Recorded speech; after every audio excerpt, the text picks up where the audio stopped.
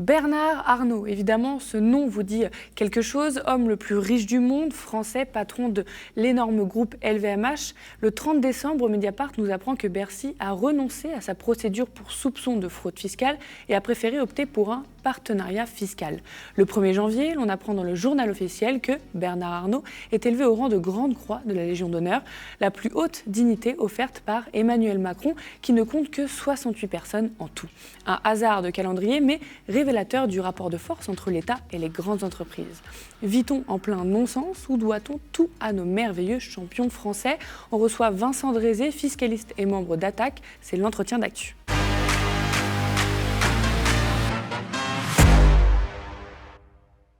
Alors, on va commencer par ces soupçons de fraude fiscale qui terminent en partenariat fiscal entre Bercy et le groupe LVMH. Mediapart raconte qu'en 2019, 66 agents du fisc perquisitionnent LVMH et des millions de documents. Et les soupçons de fraude fiscale, en fait, ils portent sur la filière belge du groupe, sa banque interne domiciliée en Belgique, qui centralise les flux de trésorerie de toutes ces marques.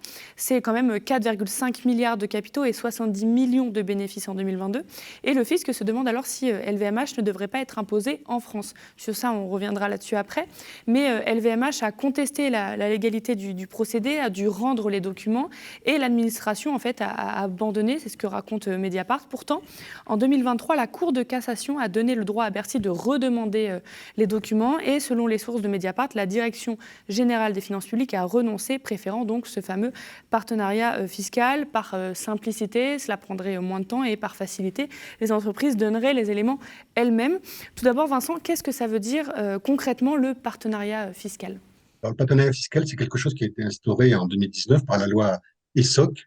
Le ESSOC comporte de nombreuses dispositions. On l'a appelé souvent d'ailleurs le droit à l'erreur. Mais le partenariat fiscal, il s'adresse aux entreprises de taille intermédiaire et aux grandes entreprises, c'est-à-dire celles qui ont moins de 150 salariés, dont le chiffre d'affaires est égal ou supérieur à 50 millions d'euros, ou qui présentent un bilan supérieur à 43 millions d'euros. Donc, ce n'est pas toutes les sociétés, hein, ce partenariat fiscal. Alors, on apprend qu'aujourd'hui, il y en a environ 70 partenariats. Et ça s'inscrivait dans une logique profonde, hein, cette loi ESSOC, ce droit à l'erreur. Il y a de nombreuses dispositions qui favorisent qui concernent, le fiscal, le social et d'autres administrations. Et l'idée, c'était quoi? C'était de dire, on va privilégier l'accompagnement sur le contrôle. En matière de fiscalité, c'est quelque chose qui a beaucoup heurté dans l'administration fiscale parce qu'on pouvait avoir des agents des finances publiques qui se retrouvaient à la fois à devoir accorder un certain nombre de garanties, mais qui, d'un autre côté, procédaient au contrôle. Alors que l'idée, ça aurait été plutôt de séparer un peu tout ça et d'avoir un vrai service public qui renseigne, sans pour autant rentrer dans la stratégie d'accompagnement, parce que ça, c'est quand même propre aux entreprises, et d'autres qui comprennent ça. Ça générait beaucoup de malaise au sein de l'administration fiscale, et le partenariat fiscal, c'est une des mesures de la loi ESSOC. Et cette loi ESSOC, il faut bien noter que c'est une profonde réorientation en matière de fiscalité, puisque maintenant, on privilégie tout ce qui est accompagnement, régularisation sur le contrôle. Donc, il y a un déséquilibre qui s'est instauré, dont le partenariat fiscal est une forme de symbole. C'est ça, les expressions utilisées par cette loi de partenariat fiscal, c'est une meilleure confiance réciproque, un engagement de transparence des entreprises volontaires, une capacité de l'administration à comprendre les contraintes de la vie économique. Dans cet article de Mediapart, il y a une source syndicale qui dit que le contrôle fiscal dure des années à faire, que ce serait plus facile de passer par ce partenariat. On pourrait avoir plus facilement des éléments de LVMH. Et donc, du coup, la Direction générale des finances publiques pourrait estimer ça plus avantageux de passer par ce partenariat. Et selon des sources du groupe de LVMH, ça leur simplifierait la vie. Pour Bercy, il peut y avoir aussi une crainte sur la justice, aussi un risque de créer une jurisprudence par rapport à ces documents. Et donc, ce serait juste un moyen de faire pression, ce contrôle fiscal, et pour arriver justement à faire signer ce partenariat. Est-ce que ça se révèle efficace, là, quand on entend ces arguments-là? Est-ce que vous êtes d'accord avec ces arguments? Est-ce que ça se révèle vraiment efficace de passer par le partenariat? Est-ce que c'est une bonne stratégie de la part de Bercy? Il faut distinguer plusieurs choses. Tout d'abord, le fait que quand une entreprise n'a pas eu de problème en termes de contrôle, respecte ses obligations fiscales, etc., et s'adresse à l'administration fiscale, qu'elle bénéficie d'un certain nombre de renseignements, c'est normal. J'allais dire, c'est le service public. N'importe quel contribuable doit pouvoir aller à l'administration fiscale et exposer sa situation. Et l'administration fiscale de dire, ben voilà, telles sont les conséquences. Là où ça pose premier problème, c'est lorsqu'on accompagne, et c'est-à-dire lorsqu'on rentre dans la stratégie d'une entreprise. Et ça, à ce moment-là, on devient quelque chose conseil fiscal et on peut s'éloigner un peu du service public. Ça, c'est un premier problème de principe. Ensuite, il y a un deuxième problème au cas particulier, c'est qu'il y a eu des soupçons de fraude fiscale, puisqu'il y a eu ce qu'on appelle une perquisition fiscale en 2019. Vous l'avez dit, plus de soixantaine d'agents des finances publiques. Alors ensuite, en 2020, effectivement, la Cour administrative d'appel considère que la perquisition est illégale. L'administration fiscale doit remettre un certain nombre de documents à LVMH. Finalement, la Cour de cassation donne raison à l'administration fiscale qui décide, c'est sa responsabilité, de dire, bon, bah, l'effet de surprise ne joue plus, on ne va pas poursuivre les investigations. Le seul souci, c'est que comment bénéficier d'un partenariat fiscal alors qu'il y a des soupçons de fraude qui ont donné lieu d'ailleurs à un début de contrôle. C'est quand même, on est borderline de ce point de vue-là, parce que le partenariat fiscal, normalement, il est ouvert aux entreprises qui, fiscalement, j'allais dire, sont clean, qui respectent notamment les obligations déclaratives de paiement. Donc là, on ne s'est pas donné les moyens de savoir si ça a été le cas ou pas, et on a accordé le partenariat fiscal.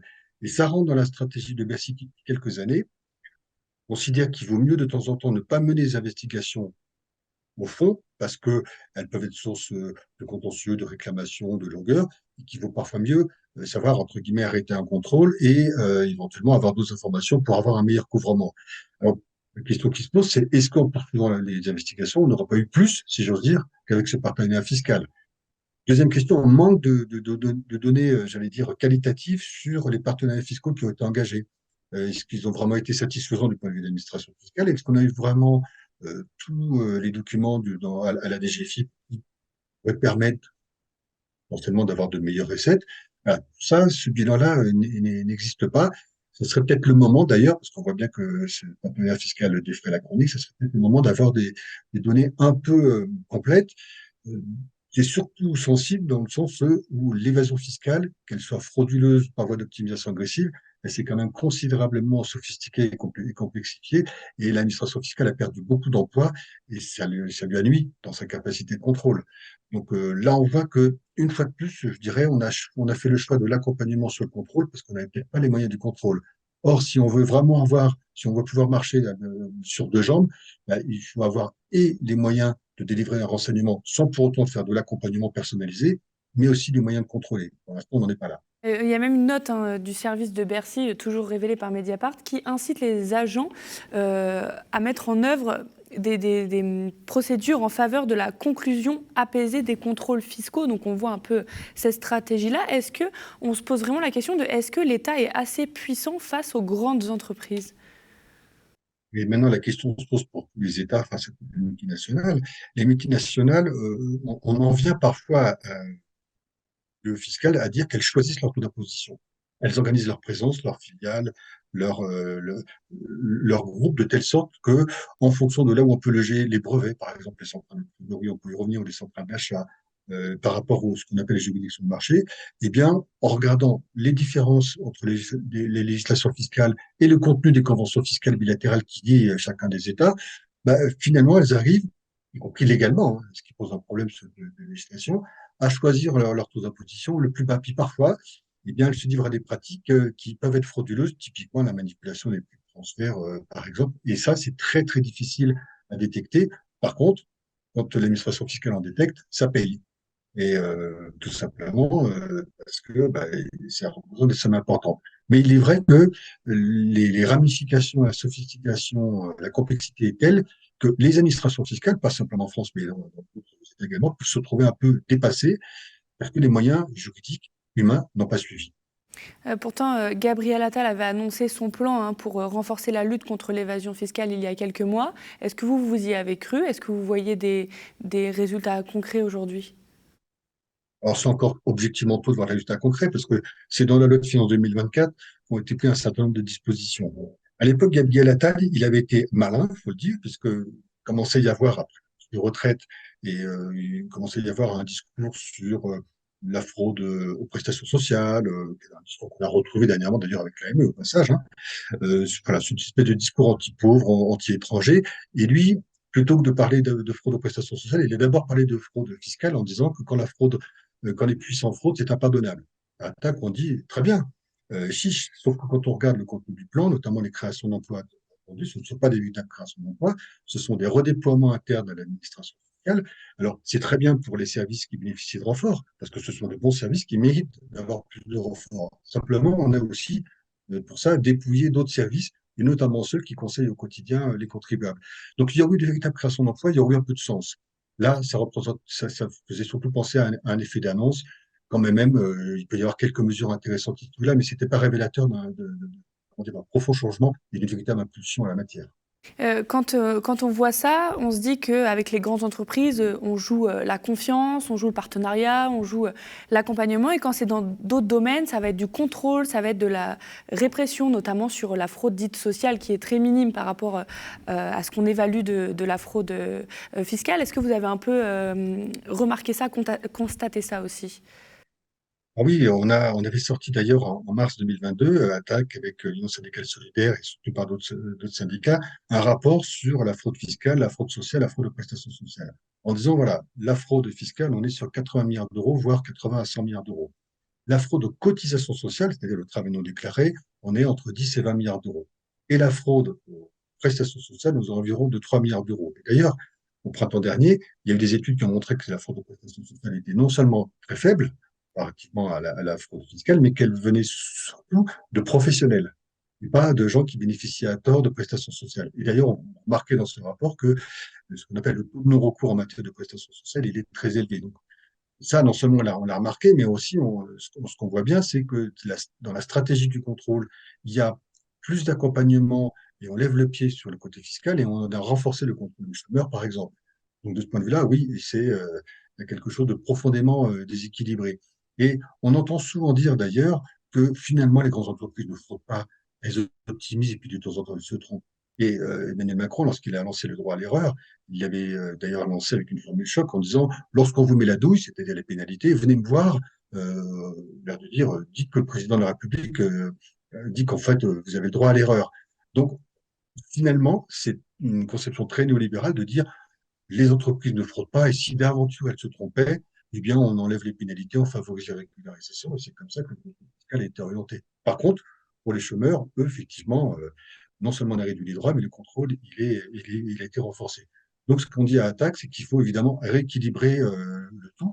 La fraude fiscale, elle est là, elle coûte cher, ça a été démontré. Il y a eu un certain nombre d'affaires depuis 15 ans qui l'ont démontré. Eh bien, on ne comprend toujours pas, si ce n'est que, évidemment, le gouvernement ne veut pas, qu'il n'y ait pas de renforcement, notamment des moyens humains, des moyens en termes de coopération, y compris de coopération entre les différents services publics nationaux, qui est évidemment la coopération internationale. Donc, de ce point de vue-là, la preuve est faite que si l'administration fiscale a été affaiblie, c'est que ça a été voulu. Ça a été voulu. Eh bien, il ne faut pas s'étonner que l'évasion fiscale perdure.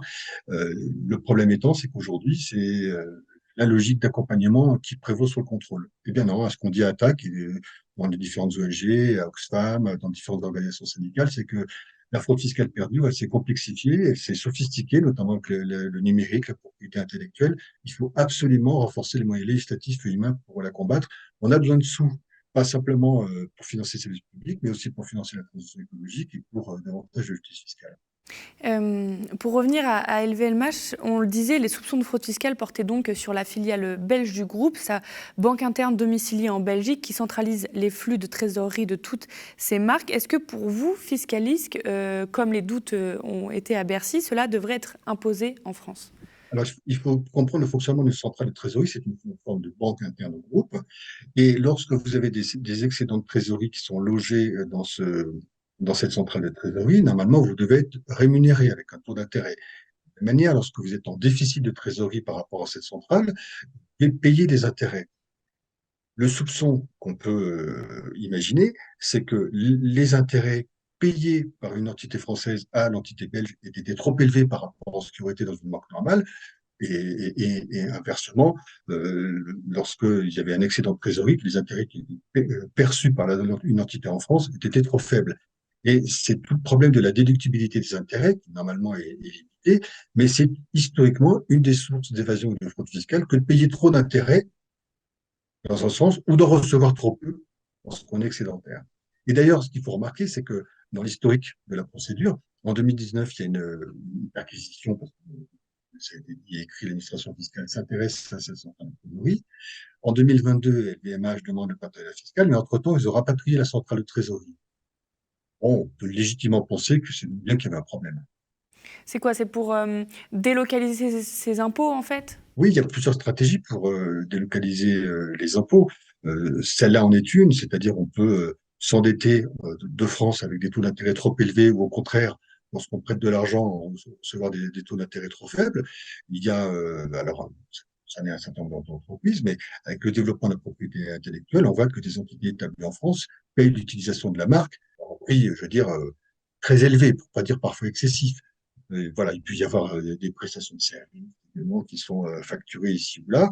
Et puis, lorsqu'on pousse un petit peu le bouchon, il y a des entités qui sont logées dans des paradis fiscaux dans lesquels il n'y a aucune activité économique, transit un certain nombre de flux. Et comme par hasard, si j'allais dire, des profits sont logés là où il n'y a pas ou peu d'activité économique, alors qu'ils sont générés de fait dans les pays de marché comme la France ou l'Allemagne ou d'autres pays.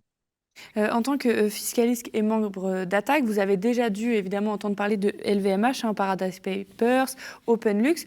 C'est pas la première fois que le géant français est soupçonné de fraude fiscale? Oui, mais hélas, j'allais dire, si c'était le seul. Mais c'est pas le seul. Et des géants français ont été concernés, je pense à des banques notamment historiquement, par des filiales dans les paradis fiscaux, par parfois l'incitation à l'évasion, voire la fraude fiscale.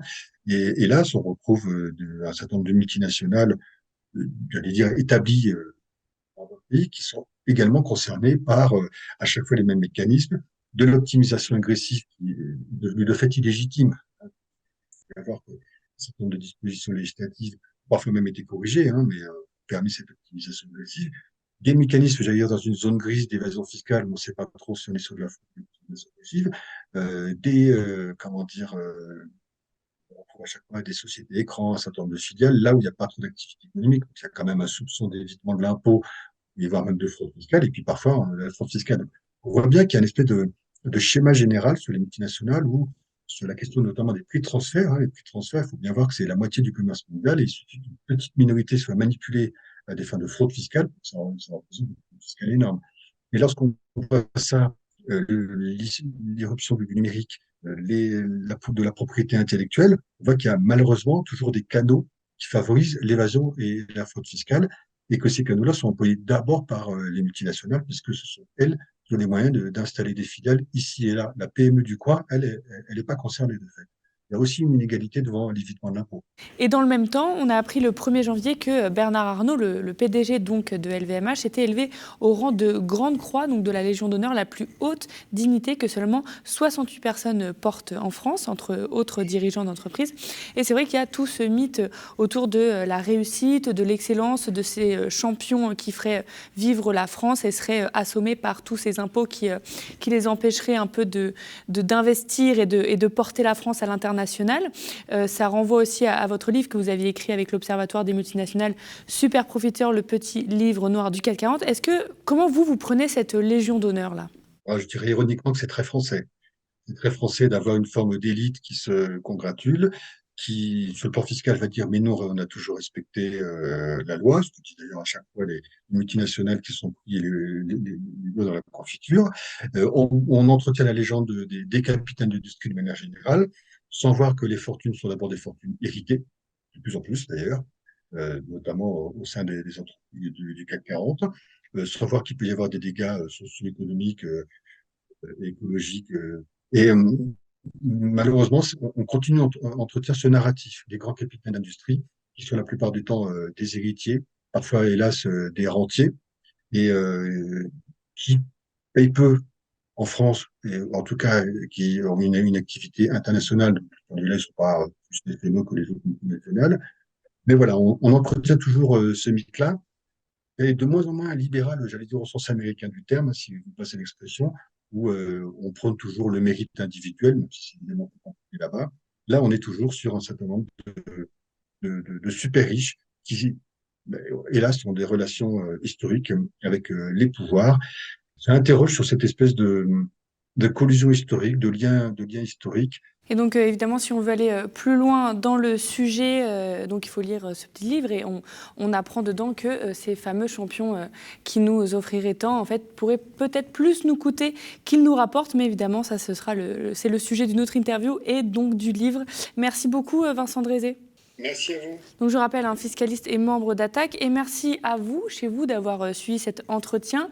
On le rappelle, le média ne vit que grâce à vous. Vous êtes notre seule force. Offrez-vous un véritable média libre et indépendant à partir de 5 € par mois. Belle journée sur Le Média.